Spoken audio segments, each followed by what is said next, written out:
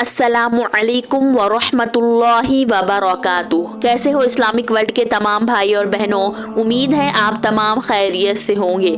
आज हम सुनेंगे कि पर्दे की क्या अहमियत है और पर्दे के क्या क्या फ़ायदे हैं और पर्दे के क्या क्या नुकसानात है। सबसे पहले हम सुनेंगे कि पर्दे के क्या क्या फ़ायदे हैं। पर्दा औरत की इज्जत व आबरू का मुहाफिज होता है। पर्देदार खातून का नसब महफूज रहता है। पर्देदार औरत तमाम लोगों से शरीफ होती है। पर्दे से शर्मगाह और नज़र की हिफाजत रहती है। पर्दा दिलों की पाकीज़गी और तहारत का ज़रिया है। पर्दा निस्वानी हुस्न का मुहाफिज है। पर्दा औरत की फितरी हया का तकाजा है। पर्दा छोटे बड़े तमाम गुनाहों से औरत को रोकता है। पर्दा मुसलमान औरत का शऊर है। बापर्दा औरत अल्लाह की हिफाजत में रहती है हमेशा। बापर्दा औरत अपने रब के ज़्यादा करीब होती है। कौन रब के करीब होना नहीं चाहता? हर कोई चाहता है कि वो रब के करीब हो। उसका सबसे एक बड़ा तरीक़ा ये है कि हमेशा औरत को चाहिए कि वो बापर्दा हो। पर्दा औरत के लिए अफजल तरीन अमाल में से है। पर्दा औरत को शैतान से हमेशा बचा के रखता है। पर्दा तक़वे का लिबास है, इज़्ज़त का नमूना है। पर्दा औरत के फासिकों से शरीर से बचाता है। पर्दा इंसान नुमा भेड़ियों के तेज नजरों से बचाता है। पर्दा औरत के लिए दिल व दिमाग की हिफाजत का काम करता है। पर्दा जिना, बदनजरी और नाजायज बातचीत से रोकता है। पर्दा ऐसा शरई हुक्म है जिसमें दुनिया व दीन का दोनों का फायदा है। पर्दा माशरती चीज़ों से बचाता है। पर्देदार खातून के लिए जन्नत के तमाम दरवाजे खोल दिए जाते हैं।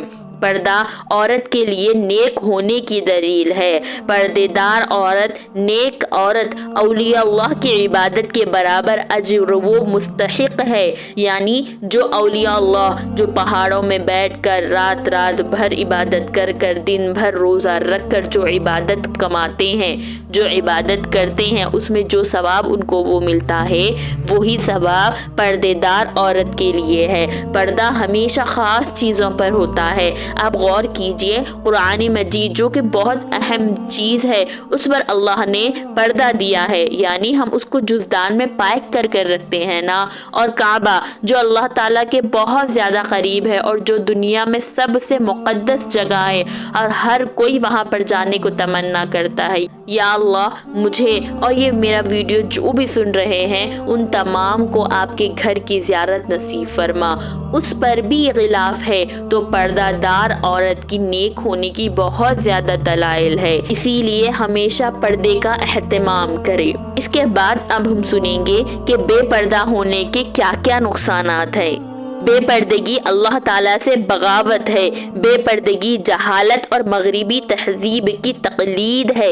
बेपर्दा औरत का तहमत से बचना मुश्किल नहीं, नामुमकिन है, क्योंकि जो बेपर्दा होगी उस पर तो हर कोई तहमत लगाता ही रहेगा, लेकिन किसी की मजाल है कि पर्देदार औरत पर कोई तहमत लगाए? कोई लगा ही नहीं सकता। औरत का बेपर्दा होना हया की कमी की दलील है। जिसमें कोई हया ही नहीं, वो कैसी औरत? औरत ही नहीं है वो तो। बेपर्दा औरत का नसब वो आबरू कोई चीज़ मुहाफिज नहीं, कोई चीज़ की अल्लाह ताला उसकी गारंटी नहीं लेती। बेपर्दा औरत लोगों की बुरी नज़रों का हमेशा निशाना बनी रहती है।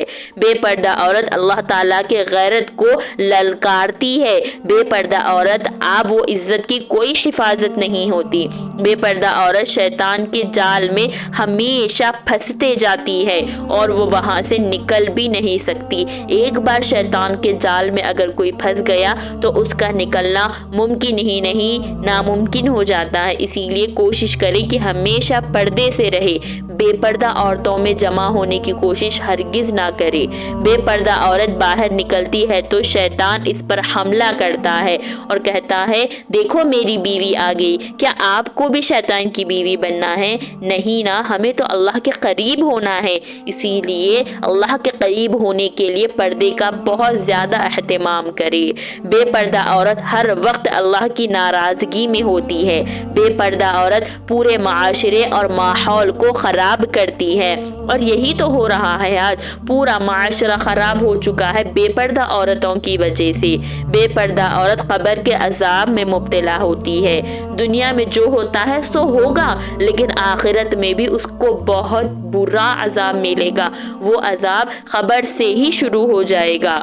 اسی لیے تو کہتے ہیں ایک لڑکے کی تربیت ایک فرد کی تربیت ہوتی ہے، یعنی ایک انسان کی تربیت ہوتی ہے، اور ایک لڑکی کی تربیت پورے خاندان کی تربیت ہوتی ہے۔ اسی لیے اپنی بیٹیوں کو پردے کا حکم دو، اگر وہ پردہ نہ کرے تو انہیں ڈراؤ کہ اللہ کا عذاب آئے گا۔ اللہ کا عذاب اسی لیے نہیں آ رہا ہے، بہت بڑی وجہ ہے اللہ کا عذاب آنے سے۔ زیادہ تر عورتیں ایسی بے پردہ گھومتی ہیں جیسے انہیں فرق ہی نہیں پڑتا۔